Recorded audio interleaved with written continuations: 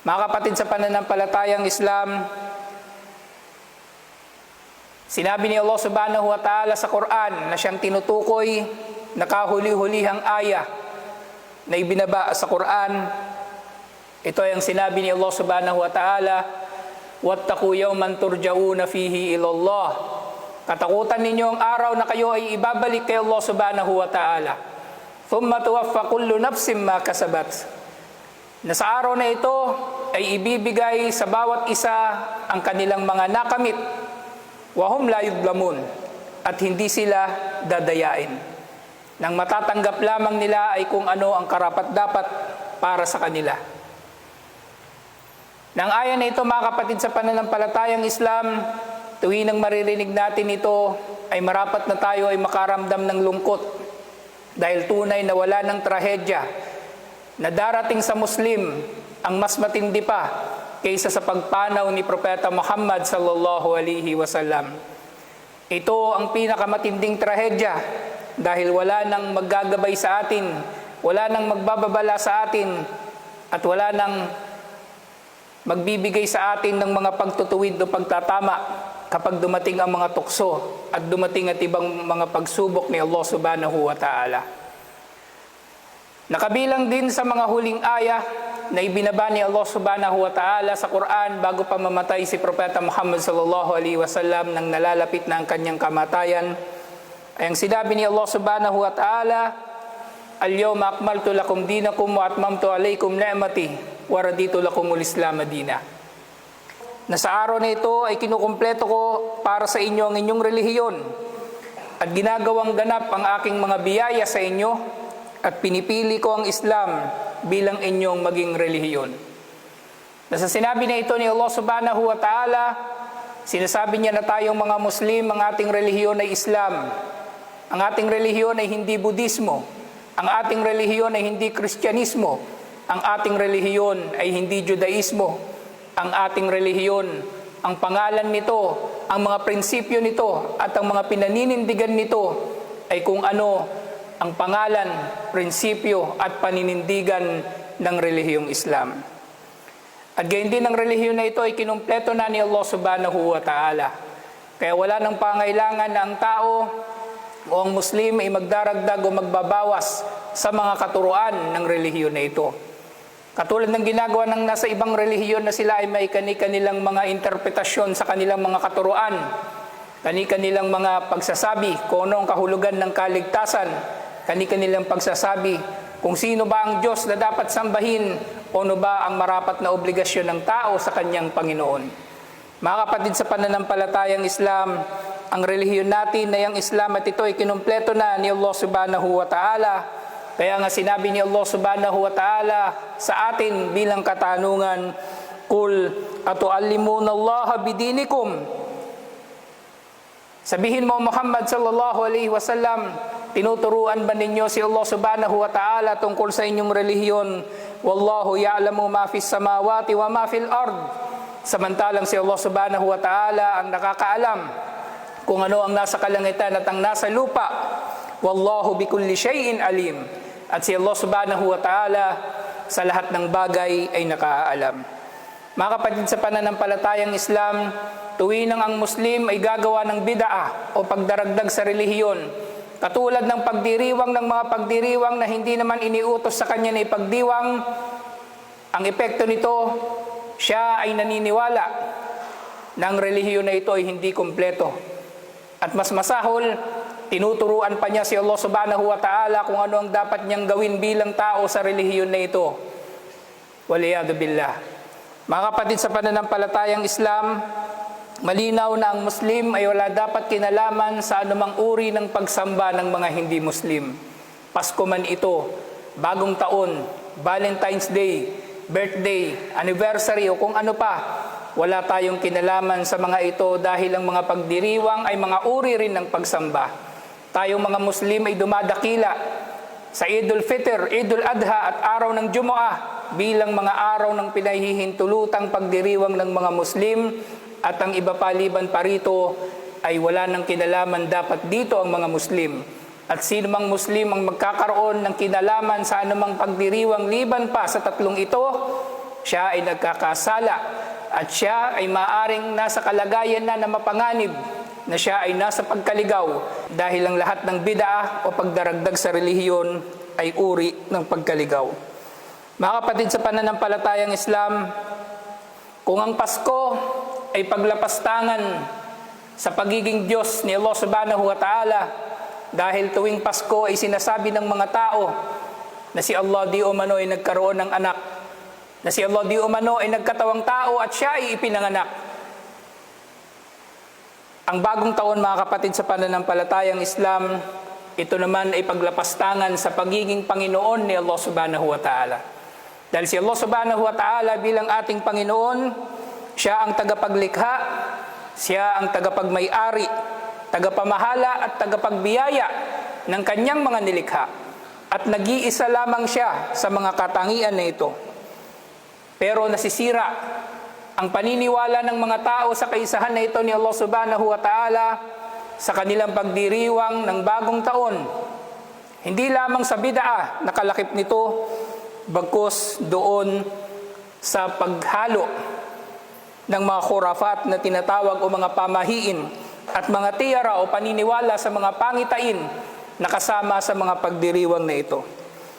Mga kapatid sa pananampalatayang Islam, bukod sa paggaya sa kuffar, bukod sa paggaya sa mga hindi mananampalataya at paggawa ng bid'ah, tuwinang ang Muslim ay nagdiriwang ng Pasko o Bagong Taon, ang pinakamasahol na bahagi ng pagdiriwang ng Bagong Taon ay ang pagtatambal kay Allah subhanahu wa ta'ala. Ang shirk na siyang kasalanan na walang kapatawaran, na sa sobrang tindi ng parusa dito ni Allah subhanahu wa ta'ala ay 2 beses niyang binanggit sa Quran na ang shirk ay walang kapatawaran. Una rito ay ang sinabi ni Allah subhanahu wa ta'ala, Inna Allah la yaghfiru ay yushraka bihi wa yaghfiru ma duna dhalika liman yasha. Tunay na si Allah subhanahu wa ta'ala ay hindi nagpapatawad sa kasalanan na siya ay pagtatambalan, subalit patatawarin niya ang iba pang kasalanan liban pa rito na nais niyang patawarin. Wa may yushrik billahi faqad iftara ithman azima. Na sino man daw ang magtambal kay Allah subhanahu wa ta'ala, siya ay nakagawa ng malaking kasalanan. At sa isa pang aya, sinabi ni Allah subhanahu wa ta'ala, Inna Allah la yaghfiru ay yushraka bihi wa yaghfiru ma duna dhalika liman yasha. Tunay na si Allah subhanahu wa ta'ala ay hindi magpapatawad sa kasalanan na siya ay pagtatambalan, subalit patatawarin niya ang iba pang kasalanan liban pa rito na nais niyang patawarin. Wa may yushrik billahi faqad dalla dalalan ba'ida. At sino mang magtambal kay Allah subhanahu wa ta'ala, siya ay naligaw ng malayong pagkaligaw. Mga kapatid sa pananampalatayang Islam, ang mga paniniwala sa mga pamahiin ay pagtatambal kay Allah subhanahu wa ta'ala. Dahil ang tao, sa halip na siya ay naghahangad o umaasa sa biyaya ni Allah subhanahu wa ta'ala, ang mga biyaya ay iniaasa niya sa mga bilog na prutas o masaganang handa sa pagsalubong sa bagong taon, sa pag-aakala na kapag nasimulan ng bagong taon sa kasaganahan ay magiging masagana ang buong taon. Gayun din ay nagiging shirk o pagtatambal kay Allah subhanahu wa ta'ala ang pagsalubong sa bagong taon, dahil di umano ang tao na nagpapaputok sa bagong taon o kaya ay nag-iingay sa bagong taon ay inilalayo niya ang kamalasan o ang mga masamang pangyayari sa kanyang buhay o kapalaran sa pamagitan ng mga ito. Mga kapatid sa pananampalatayang Islam, ang mga bagay na ito ay pawang paglabag sa kaisahan ni Allah subhanahu wa ta'ala, dahil walang pangitain, walang mga pamahiin sa Islam. Ang ating buong pananalig, ang ating buong pag-asa, ang ating buong takot ay kay Allah subhanahu wa ta'ala lamang, at hindi ito nakasalalay sa ano pa mang bagay na may kinalaman sa mga pinaniniwalaan na ito ng mga tao. Na ang mga pamahiin, mga kapatid sa pananampalatayang Islam, hindi lamang ito nagaganap din tuwing bagong taon, dahil maaaring ang tao ay maniniwala sa malas o swerte kahit sa iba pang mga pagkakataon sa buong taon. At ang mga bagay na ito, mga kapatid sa pananampalatayang Islam, ay mga bagay-bagay na nagiging dahilan na tayo ay magtatambal kay Allah subhanahu wa ta'ala, na dahil dito ay maaaring abutan tayo ng kamatayan na tayo ay nagtatambal kay Allah subhanahu wa ta'ala, maaaring sabihin ng mga tao ng tiyara o ang paniniwala sa mga pamahiin ay syirkun asgar o maliit na shirk, maliit na pagtatambal kay Allah subhanahu wa ta'ala. Subalit ito ay pagtatambal pa rin na maaaring lumala, lalong-lalo na sa puso ng mga tao na kung sila ay naniniwala na ang mga ito ay nagdudulot nga ng kabutihan sa kanila o nag-aalis sa kanila ng kasamaan. Na mga bagay na ito, mga kapatid, sa pananampalatayang Islam ay nakikita na natin na ginagawa ng mga Muslim, lalong-lalo na ng mga negosyanteng mga Muslim, na makikita mo ang marami sa kanila tuwing umaga sa pagbubukas nila ng kanilang mga tindahan ay papagpagan nila ng perang papel ang kanilang mga paninda bilang pampaswerte di umano. Sa kanilang mga tindahan, makikita mo doon ang pusa na kumakaway, ang palaka na mayroong pera sa kanyang bibig, at iba't iba pang mga pampaswerte na ginagaya ng mga tao mula sa mga inchik na walang kinalaman sa relihiyon ng mga propeta.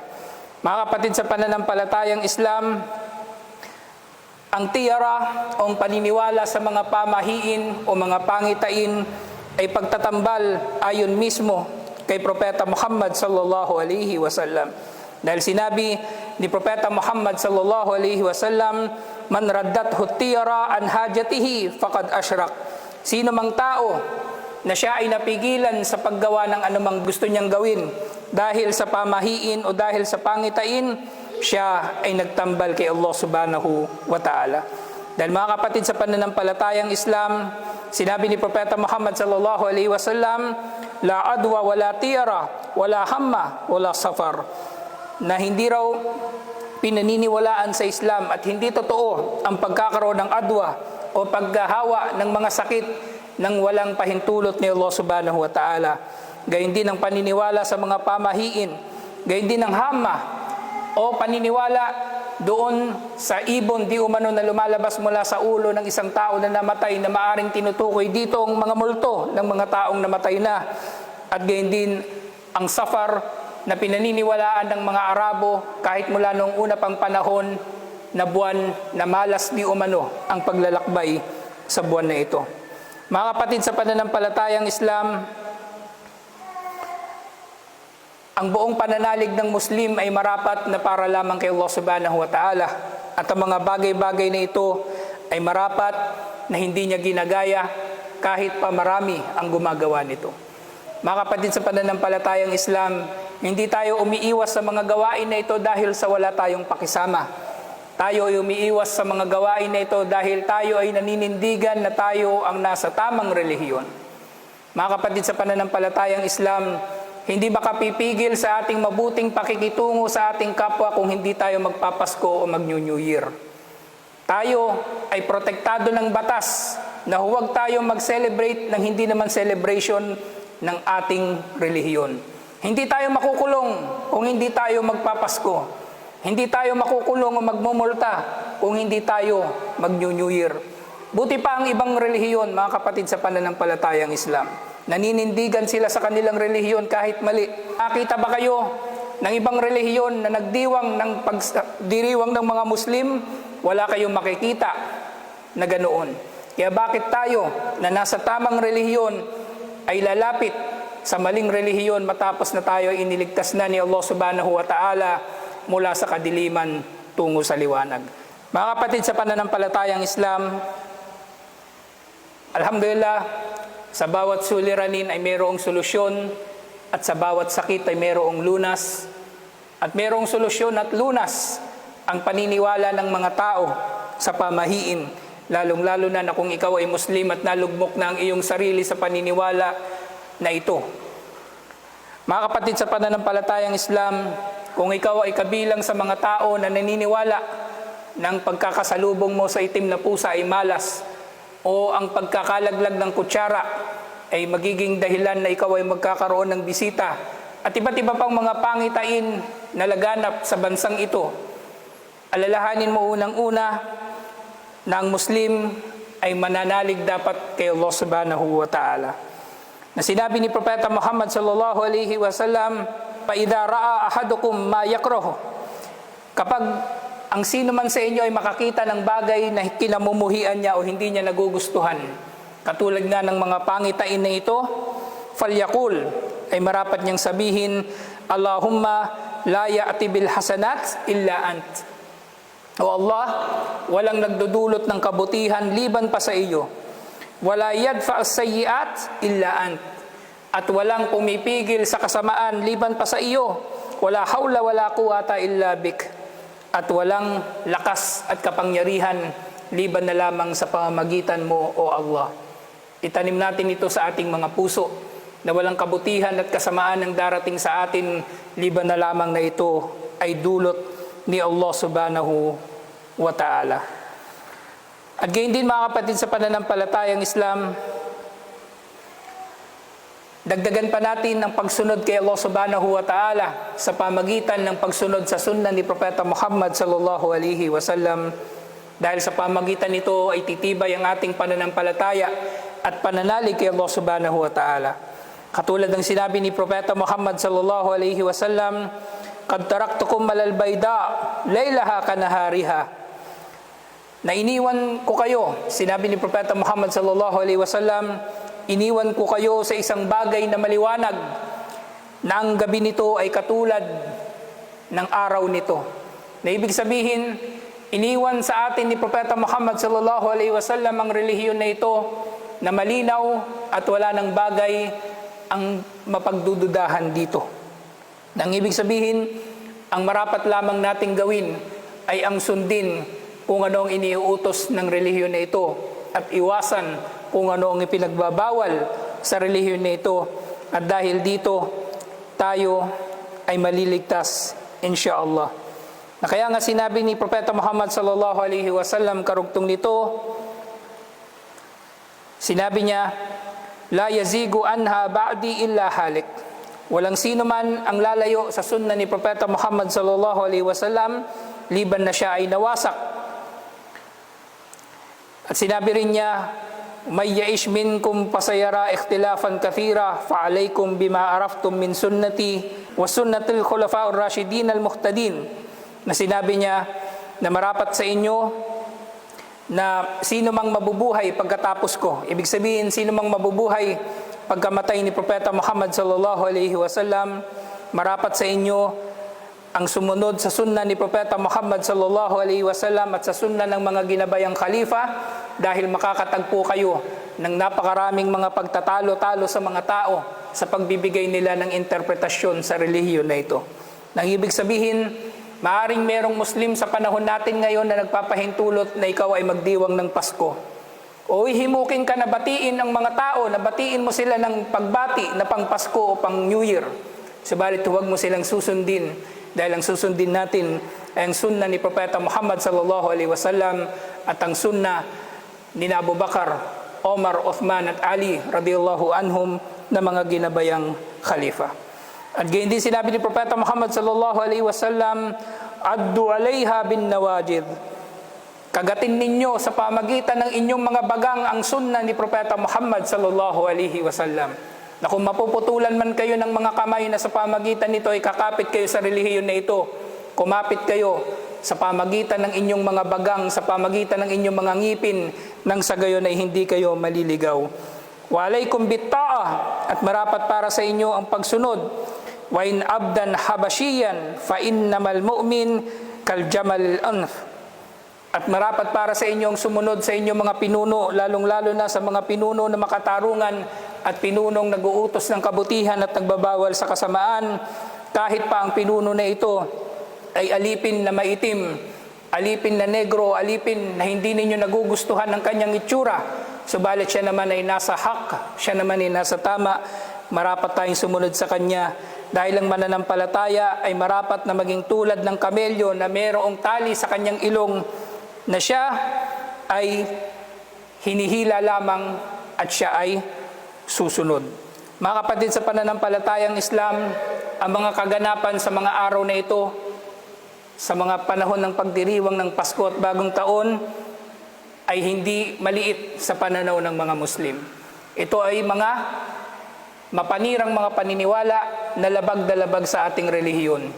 Na huwag tayo magpapadala sa kinang ng mga kaganapan sa araw na ito. Huwag tayo magpapadala sa tukso.